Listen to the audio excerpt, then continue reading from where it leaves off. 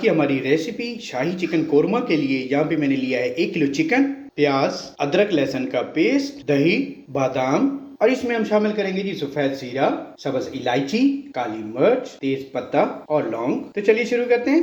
یہاں پہ میں نے باؤل لیا ہے۔ سب سے پہلے ہم نے چکن کو میرینیٹ کرنا ہے۔ چکن کو باؤل کے اندر ڈال دیں گے۔ اس کے اندر شامل کریں گے نمک، اس کے اندر شامل کریں گے ریڈ چلی پاؤڈر اور خشک دھنیا پاؤڈر، اور اس میں شامل کریں گے 2 چمچ دہی۔ دہی ڈالنے کے بعد اس کو اچھے سے مکس کر لیں گے۔ تمام مسالہ جات مکس کرنے کے بعد سب سے آخر میں اس کے اندر ہم شامل کریں گے ادرک لہسن کا پیسٹ۔ یہ شامل کرنے کے بعد پھر سے ہم اس کو مکس کریں گے۔ تمام چیزیں اس کے اندر شامل کرنے کے بعد ہم نے اچھے سے میرینیٹ کر لیا چکن کو۔ اب ہم چکن کو 20 منٹ کے لیے چھوڑ دیں گے۔ اب ہم چلتے ہیں ہمارے اگلے سٹیپ کی طرف۔ یہاں پہ کڑھائی میں نے چولہے پہ چڑھا دی ہے۔ اس میں ڈال دیا ہے کوکنگ آئل۔ کوکنگ آئل ہمارا ہو چکا ہے گرم۔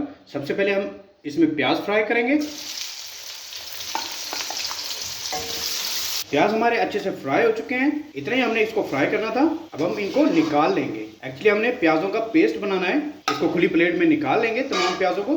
پیاز فرائی کرنے کے بعد میں نے پیاز نکال لیے تھے۔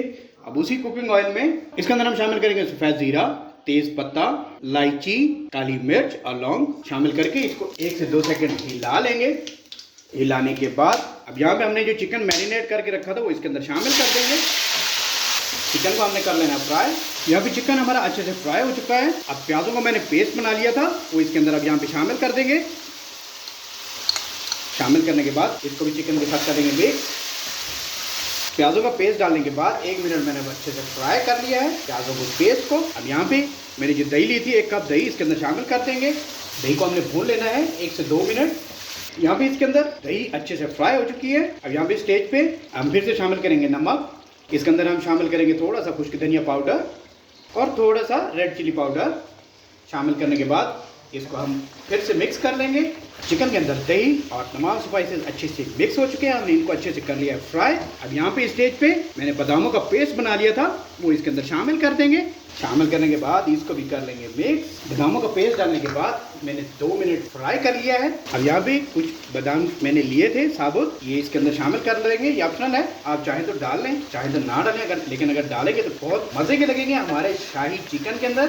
آج کی ہماری ریسیپی شاہی چکن ہو چکی ہے تیار۔ اب میں آپ کو ڈش آؤٹ کر کے دکھاتا ہوں۔